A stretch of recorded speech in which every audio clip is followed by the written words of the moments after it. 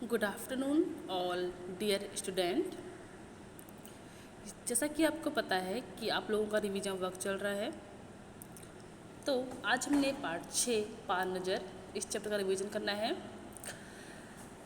सबसे पहली बात तो ये है कि आपको रीडिंग करना आना चाहिए, किताब पढ़ना आपको आना चाहिए हिंदी की। जब तक आपको पढ़ना नहीं आएगा, आप लोग ना ही लिख सकते हो और ना ही कुछ याद कर सकते हो।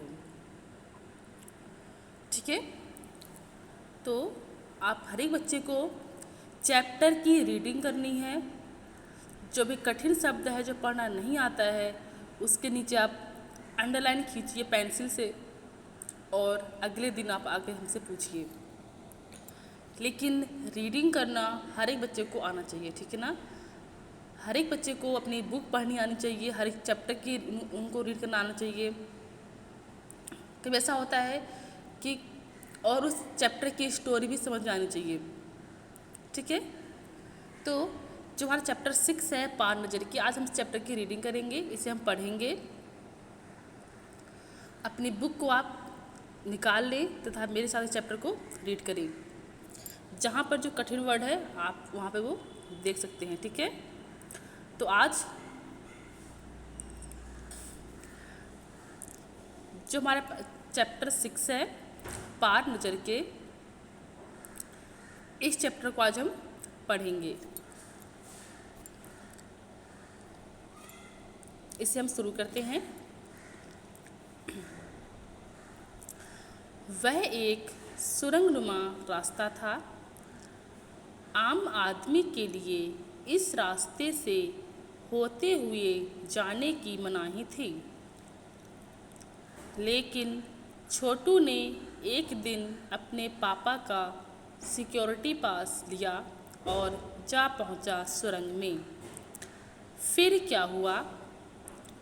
छोटू, कितनी बार कहा है तुमसे कि उस तरफ मत जाया करो। फिर पापा क्यों जाते हैं उस तरफ रोज रोज? पापा को काम पर जाना होता है। रोजाना यही वार्तालाप हुआ करता था छोटू की माँ और छोटू के बीच में। ये चैप्टर है पार नज़र के। इसमें एक छोटू नाम का बच्चा है जो एक सुरंगनुमा रास्ते में जाने की उसकी बहुत ही इच्छा होती है। उसके पापा जो हैं वहाँ पर जाते हैं सुरंगनुमा रास्ते की तरफ काम करने के लिए। वहाँ पर सिर्फ वे ही लोग जा सकते थे जिनके पास सिक्योरिटी पास होता था। और छोटू उस तरफ जाता, उसकी माँ उसे बार बार टोकती कि उस तरफ मत जाया करो। तो वो अपनी माँ से बोलता है कि पापा उस तरफ क्यों जाते हैं। उसकी माँ बताती है कि उस पापा को काम पर जाना होता है। और इस तरह से छोटू की माँ और छोटू के बीच में वार्तालाप अर्थात बातचीत होती रहती हैं। छोटू की माँ और छोटू के बीच उस तरफ एक सुरंगनुमा रास्ता था और छोटू के पापा इसी सुरंग से होते हुए काम पर जाया करते थे। आम आदमी के लिए इस रास्ते से जाने की मनाही थी। ठीक है, जो आम आदमी थे उन लोगों को उस तरफ जाने की मनाही थी। चंद चुनिंदा लोग ही इस सुरंगनुमा रास्ते का इस्तेमाल कर सकते थे और कुछ ही लोग इस रास्ते का इस्तेमाल करते थे। और वो कुछ लोग कौन थे? जो वहाँ पर काम करने के लिए जाते थे, जिनके पास सिक्योरिटी पास होता था। और उन्हीं चुनिंदा लोगों में से एक थे छोटू के पापा। आज छुट्टी थी और छोटू के पापा घर पर आराम फरमा रहे थे। नज़र बचाकर चोरी छिपे छोटू ने पापा का सिक्योरिटी पास हथिया ही लिया और चल दिया सुरंग की तरफ। क्या कह रहे हैं कि आज छोटू के पापा की छुट्टी है और वो घर पर आराम फरमा रहे हैं। और छोटू ने पापा मम्मी से नज़र बचाई और अपने पापा का सिक्योरिटी पास चुरा लिया है और वो सिक्योरिटी पास को लेकर वह चल दिया है सुरंग की तरफ। वैसे तो उनकी पूरी कॉलोनी ही जमीन के नीचे बसी थी। वो जो छोटू की जो पूरी कॉलोनी थी वो जमीन के नीचे रहते थे। यह जो सुरंगनुमा रास्ता था, अंदर दिए जल रहे थे और प्रवेश करने से पहले एक बंद दरवाजे का सामना करना पड़ता था। मतलब अंदर क्या है, दिए जल रहे हैं और वहाँ पे जाने से पहले एक दरवाज़ा बंद है जिसका हमें सामना करना पड़ता था। मतलब जब आप जाओगे तो आपको पहले बंद दरवाज़ा मिलेगा, उसे खोलना है फिर जाना है अंदर। छोटू ने प्रवेश किया उस सुरंग में और अंदर वाले खांचे में सिक्योरिटी पास डाल दिया। जैसे ही खांचे में उसने कार्ड डाला और दरवाज़ा तुरंत खुल गया और छोटू सुरंग में प्रवेश कर लिया उसने। जैसे उसने कार्ड को उठाया, दरवाज़ा बंद हुआ और छोटू ने चारों तरफ नज़र दौड़ाई तो सुरंगनुमा वह रास्ता ऊपर की तरफ जाता था। मतलब कि नीचे से ऊपर की तरफ वह रास्ता जाता था। यानी ज़मीन के ऊपर का सफ़र कर आने का मौका मिल गया था। और उसने क्या सोचा कि आज हमें ज़मीन के ऊपर का सफ़र करने का मौका मिल गया है। मगर कहाँ, मौका हाथ लगते ही फिसल गया। सुरंग में जगह जगह लगाए निरीक्षक यंत्रों की जानकारी छोटू को नहीं थी, मगर छोटू के प्रवेश करते ही पहले निरीक्षक यंत्र में संदेहास्पद स्थिति दर्शाने वाली हरकत हुई। इतने छोटे कद का व्यक्ति सुरंग में कैसे आया? और छोटू ने सोचा कि आज वह ऊपर की दुनिया की सैर करेगा, लेकिन उसे इस बात की जानकारी नहीं थी कि जगह जगह पर निरीक्षक यंत्र लगे हुए हैं। और निरीक्षक यंत्रों ने एक संदेह प्रकट किया कि एक इतने छोटे कद का बच्चा या व्यक्ति यहाँ पर कैसे पहुँच गया है। और दूसरे निरीक्षक यंत्र ने तुरंत छोटू की तस्वीर खींच ली और किसी एक नियंत्रण केंद्र में इस तस्वीर की जांच कर दी गई और खतरे की सूचना दी गई कि यहाँ पर कोई एक अनजान व्यक्ति घुस आया है। इन सारी गतिविधियों से अनजान, लेकिन छोटू इन सारी गतिविधियों से अनजान था। उसे पता नहीं था इसके बारे में कुछ भी। छोटू आगे बढ़ रहा था, तभी जाने कहाँ से सिपाही दौड़े चले आए, छोटू को पकड़ कर वापस घर छोड़ आए। और छोटू को इस बारे में पता नहीं था और वो आगे बढ़ने लगा और अचानक से सिपाही आते हैं और छोटू को पकड़कर उसके घर पर छोड़ देते हैं। घर पर माँ छोटू का इंतज़ार कर रही थी। बस अब छोटू की खैरियत नहीं है, लेकिन अब क्या है, छोटू की बिल्कुल भी खैरियत नहीं है घर पर। छोटू के पापा ना होते तो छोटू का बचना मुश्किल था। क्या कह रहे हैं कि अब आज छोटू के पापा नहीं होते तो छोटू का बचना बहुत ही मुश्किल था। छोड़ो भी, मैं इसे समझा दूंगा। किसने कहा? सब। छोटू के पापा ने कहा कि छोड़ो भी, इसे मैं समझा दूंगा, फिर वह ऐसी गलती कभी नहीं करेगा। पापा ने छोटू को बचा लिया। बोले, छोटू, मैं जहाँ काम करता हूँ ना, वह क्षेत्र ज़मीन से ऊपर है। आम आदमी वहाँ नहीं जा सकता क्योंकि वहाँ के माहौल में जी ही नहीं सकता। तो फिर आप कैसे जाते हैं वहाँ? छोटू का सवाल लाजमी था। बात सही थी। उसने कहा कि आम आदमी वहाँ पर जी ही नहीं सकता, तो उसने क्या कहा, तो फिर आप कैसे जाते हैं वहाँ पर? और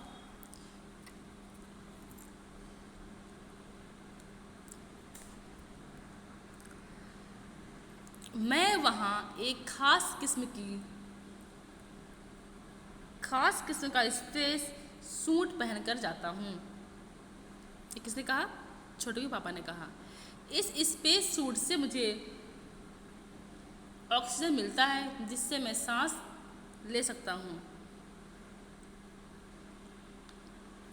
इसी स्पेस सूट की वजह से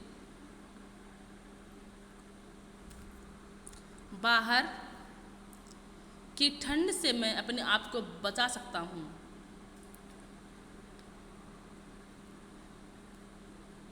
खास किस्म के जूतों की वजह से ज़मीन पर चलना मुमकिन होता है। जमीन के ऊपर चलने फिरने के लिए हमें एक विशेष प्रकार का प्रशिक्षण दिया जाता है, मतलब ट्रेनिंग जिसे कहते हैं, ठीक है ना।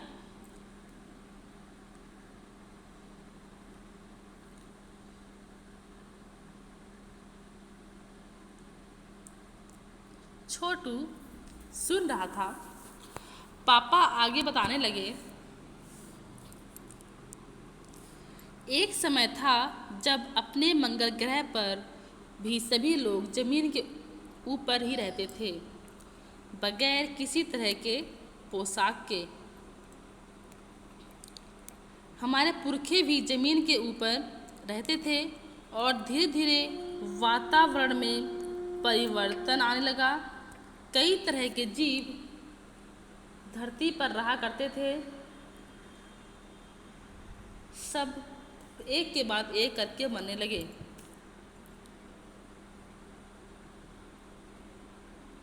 इस परिवर्तन की जड़ में था सूरज में हुआ परिवर्तन।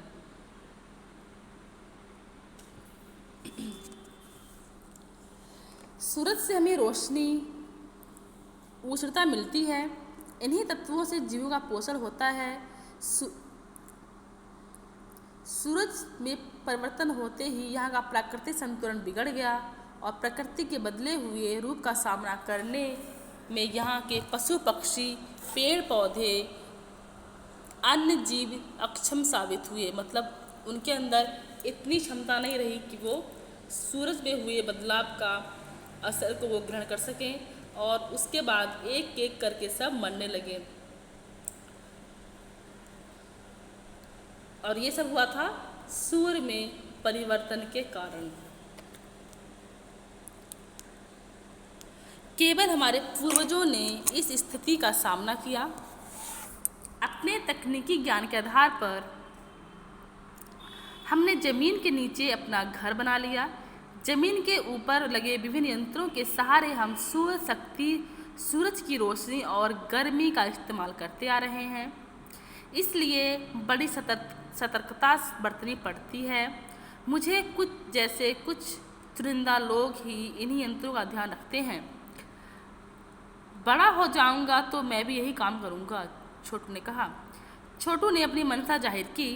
बिल्कुल, मगर उसके लिए खूब पढ़ना होगा, माँ और पापा की बात सुननी होगी, माँ ने कहा। दूसरे दिन छोटू के पापा काम पर चले गए। देखा तो कंट्रोल रूम का वातावरण बदला बदला सा था। शिफ्ट खत्म कर घर जा रहे स्टाफ के प्रमुख टीवी स्क्रीन की तरफ इशारा किया। स्क्रीन पर एक बिंदु झलक रहा था। वह बताने लगा, यह जगह आसमां का तारा नहीं है, क्योंकि कंप्यूटर से पता चल रहा है कि यहाँ यह अपनी जगह अडिग नहीं रहा है। पिछले कुछ घंटों के दौरान इसने अपनी जगह बदली है। कंप्यूटर के अनुसार यह हमारी धरती की तरफ बढ़ता चला आ रहा है। अंतरिक्ष यान तो नहीं है, छोटू के पापा ने अपना संदेह प्रकट किया। संदेह हमें भी है, आप अब इस पर बराबर ध्यान रखिएगा। छोटू के पापा सोच में डूब गए। क्या सचमुच अंतरिक्ष यान होगा? कहाँ से आ रहा होगा? सौर मंडल में हमारी धरती के अलावा और कौन से ग्रह जीवों का अस्तित्व होगा? कैसे हो सकता है? और अगर होगा तो भी क्या इतनी प्रगति कर चुका होगा अंतरिक्ष यान छोड़ सके? वैसे तो हमारे पूर्वजों ने भी अंतरिक्ष यानों उपग्रहों का प्रयोग किया था, मगर अब हमारे लिए यह असंभव है। उसके लिए आवश्यक मात्रा में ऊर्जा तो हो। काश इस मेहमान को नज़दीक से देखा जा सकता। अगर वह इसी तरफ आ रहा होगा तब यह संभव हो सकेगा। और इस तरह से जो छोटू के पापा होते हैं वो देखते हैं कि स्क्रीन पर एक कोई बड़ा तारा सा दिखता है और वो कहते हैं शायद वो अंतरिक्ष यान है, और उसे उन्होंने देखने की अपनी इच्छा जाहिर की और सोचा कि यदि वो इस तरफ आएगा तो उसे हम देख सकते हैं। तो आज हमने पेज नंबर 37 तक रीड किया है। इसमें क्या होता है, छोटू जो होते हैं, जो उसके पापा होते हैं, वो अंतरिक्ष यान की जो उनकी जो पूरी कमेटी होती है वो वहाँ पर सुरंग नुमा जगह पर जो लगे होते हैं यांत्रिक उनकी वो देखभाल करते हैं। और जब एक दिन देखते हैं कि छोटू के पापा कि वहाँ का वातावरण बदला बदला सा है और वहाँ पे कोई स्क्रीन पर एक तारा साथ दिखाई देता है और बोलते हैं वो कोई तारा नहीं है बल्कि वो अपनी जगह से अडिग है, मतलब अपनी जगह से वो हिल रहा है, उसकी जगह वो बढ़ती चले, उसकी गति बढ़ती ही जा रही है, वो हमारी तरफ ही आता जा रहा है। और छोटू के पापा ने सोचा शायद वो एक अंतरिक्ष यान है और उसको पास से देखने की उसकी इच्छा जाहिर हुई और उसने सोचा यदि वह इस तरफ आएगा तो उसे हम नज़दीक से भी देख सकते हैं।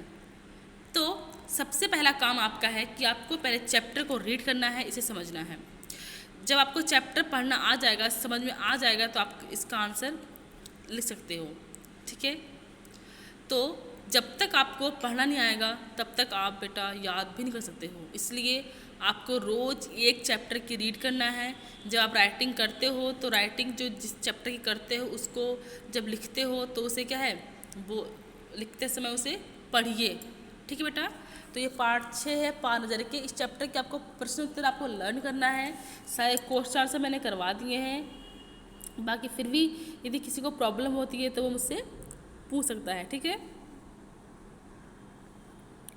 Thank you.